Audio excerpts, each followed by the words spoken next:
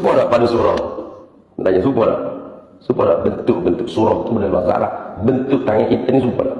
Sumpah ni? Ha? Sama? Tak sama. Sama pada kaifiat dah. Tapi tak sama pada bentuk. Jadi, kalau kita kata Tuhan ada tangan, kita ada tangan, tak sumpah tangan Tuhan tangan kita. Tak sumpah apa makna tu?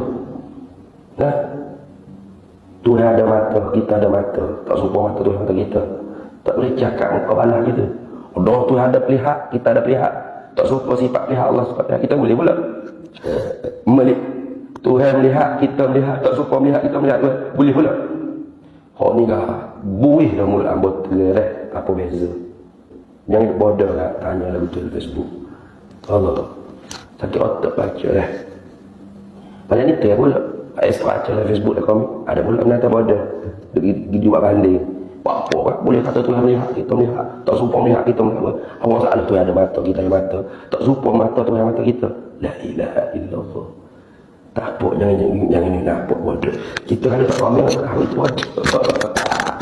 Kalau kita komen apa tu ni? Ni. Pelihat basar. Allah sebut dalam Quran. Sama basar, kalam, kudrat, irada, ilmu. Semua atas uslub, atas gaya bahasa, gaya cakap. Isnad di mana ikat. Wahwa sami'ul basir. Ya kan? Inna Allah ala kulli syai'in qadir. Fa'al lima yurid. Wallahu bi kulli syai'in alim. Wa kallama Allah Musa wa kallamahu Rabbuh. Semua tu isnad tu ikat. Bila ikat dalam memberi reti, pengertian 100% sifat. Tak boleh tangguh lah pada lain. Sifat. Lazimnya bila Tuhan kata dia maha mendengar, maha melihat. Ada pendengar pelihat di sana. Mestilah gitu, lazim, automatik. Tak ada makna ke ayat. Satu dah.